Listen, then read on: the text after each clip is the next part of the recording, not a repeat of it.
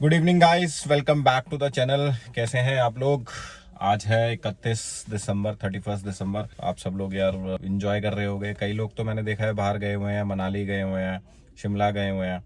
मैं भी प्लान कर रहा हूँ बाहर जाने का, बट अभी थोड़ा सा काम के सिलसिले में मैं नहीं जा पा रहा था। सो आज हम बात करने वाले हैं कि दिल्ली से लद्दाख अगर आप जा रहे हो बाय रोड बाय कार तो आपका क्या खर्चा आ सकता है और आप कैसे इसको मिनिमम कर सकते हो, कम से कम खर्चे में आप लोग ट्रैवल कर सकते हो। मेरी जो ट्रिप रही है वो ऑलमोस्ट 10 डेज की रही है, मतलब 10 दिन 9 रातों की। और जो मैंने एक्सपेंस किया है इस पूरी ट्रिप पे पर हेड मोटा मोटा 14,000 रुपीज़ पर हेड आया है मेरा खर्चा। 14,000 रुपये पर हेड। सबसे पहले जो मेरा सबसे ज़्यादा एक्सपेंस हुआ है वो है फ्यूल में। लगभग मेरी गाड़ी जो चली है अप्रॉक्सीमेटली 3200 किलोमीटर के आसपास में चली है। दिल्ली से पूरा ले एंड पूरा श्रीनगर होते हुए जब मैं वापस जम्मू वाले रास्ते से आया हूँ तो लगभग 3200 किलोमीटर। और उसमें जो मेरी गाड़ी ने फ्यूल लिया है लगभग 220 लीटर के आसपास में। मोटा मोटा अगर मैं खर्चा लूँ तो लगभग 25,000 रुपये के आसपास में मेरा फ्यूल का खर्चा आया है। मैंने जो रूट लिया था वो दिल्ली से मनाली, मनाली से सरचू, सरचू से ले, और वापसी का जो मैंने रूट लिया था वो ले से कारगिल, कारगिल से श्रीनगर, श्रीनगर से जम्मू और जम्मू से दिल्ली। तो मैं ये इस तरीके से गया था और ऐसे घूम कर के आया था।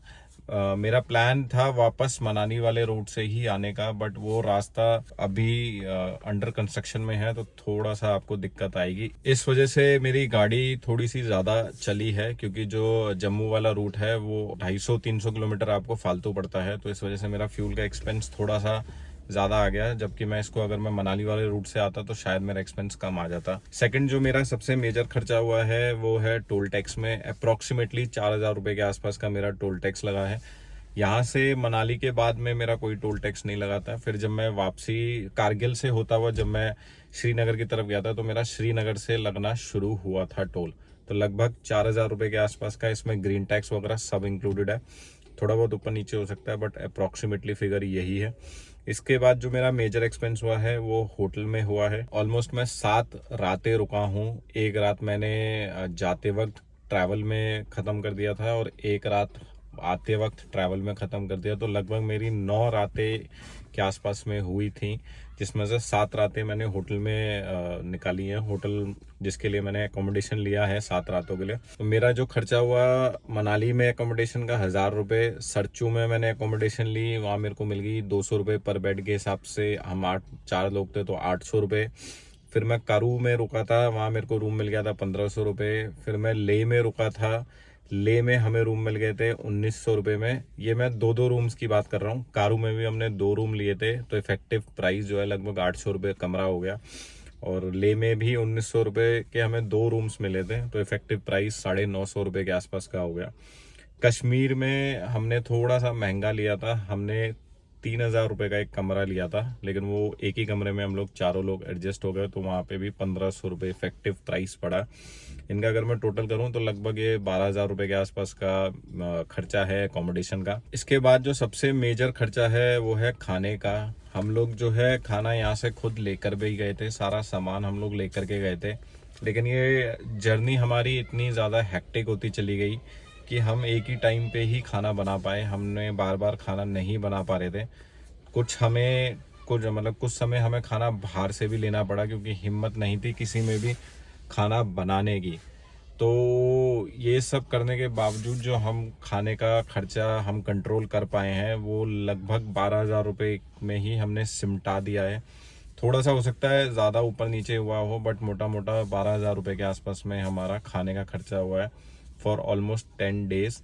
4 लोगों का, 4 बंदों का, जिसमें हमने खाना बाहर से भी लिया है और खुद भी बनाया। इसके बाद जो खर्चा है वो एक परमिट का है और एक मिसलिनियस एक्सपेंसेस है, वो मोटा मोटा 3-1 हज़ार रुपये के आसपास का खर्चा है। वो ले में आपको परमिट की रिक्वायरमेंट रहेगी, परमिट आप ले लो तो ज़्यादा बेटर रहेगा। वहाँ पे आप उससे लोकल सिम वगैरह भी ले सकते हो। तो परमिट का जो खर्चा है वो लगभग 400 रुपीज़ है पर पर्सन, जो आपको ले में एंटर करते ही देना है। प्लस आपको 20 रुपीज़ पर पर्सन पर डे के हिसाब से आपको एडिशनल चार्जेस देने हैं, आप जितने दिन भी आप ले में रुकोगे। फॉर एग्जांपल अगर आप 3 नाइट्स का स्टे कर रहे हो ले में तो 20 रुपीज़ इंटू 3 मतलब 60 रुपीज़ एडिशनल हो गए। 400 रुपये एंट्री के, तो पर पर्सन आपका हो गया 460 रुपये। अगर आप 4 दिन रुक रहे हो तो 20 इंटू 4 80 रुपये प्लस 400 रुपये, तो 480 रुपये। अगर आप 2 दिन रुक रहे हो तो 20 इंटू 2 40 रुपये और 400 रुपये, तो 440 रुपये। तो 400 रुपये तो आपके स्टैंडर्ड लगने ही लगने हैं, प्लस 20 रुपीज़ पर पर्सन पर डे के हिसाब से आपको एडिशनल चार्जेस लगेगा। जितने भी आप बंदे हो उस हिसाब से आप कैलकुलेट करके वो फीस आप वहाँ पे जमा करा दो और उतने दिन का आपको परमिट मिल जाएगा। परमिट आपको हर जगह हेल्प करेगा। आप नुब्रा वैली जाओगे वहाँ आपको हेल्प करेगा, हंडर में आपको हेल्प करेगा, पेंगोंग लेक जाओगे वहाँ पे आपको हेल्प करेगा, और लोकल सिम अगर आपको लेना है तो वहाँ पे आपको हेल्प करेगा। लोकल में अगर कोई आपको रोकता है, वैसे तो कोई नहीं रोकेगा, बट फिर भी अगर आपको कोई रोकता है तो आपके पास परमिट है, आप एज अ टूरिस्ट हो तो कोई इशू नहीं आने वाली, तो परमिट ले लोगे तो ज़्यादा बेटर रहेगा। इन सब का अगर मैं टोटल करूं तो लगभग ये आता है 56,000 रुपीज़, 56,000 रुपये। इसको अगर मैं 4 से डिवाइड करूं तो लगभग 14,000 रुपीज़ आता है, 14,000 रुपये पर पर्सन का। अगर आपको लद्दाख की ट्रिप मिल रही है फ्रॉम दिल्ली टू दिल्ली और आप गाड़ी से जा रहे हो, सारी चीज़ें आप कर रहे हो, खाना पीना रहना एकोमोडेशन सारी चीज़ें, मेरे हिसाब से तो बहुत ज़्यादा खर्चा एक्सपेंस नहीं है। हाँ, हम इस एक्सपेंस को थोड़ा सा और मिनिमाइज़ कर सकते हैं। कुछ टिप्स हैं जो मैं आपको एक वीडियो अलग से बना दूंगा, क्योंकि वो सारी चीज़ें हमारा फर्स्ट टाइम था तो हम लोग वो सब चीज़ें एक्स्ट्रा लेके चले गए जिसका कोई यूज़ हुआ नहीं।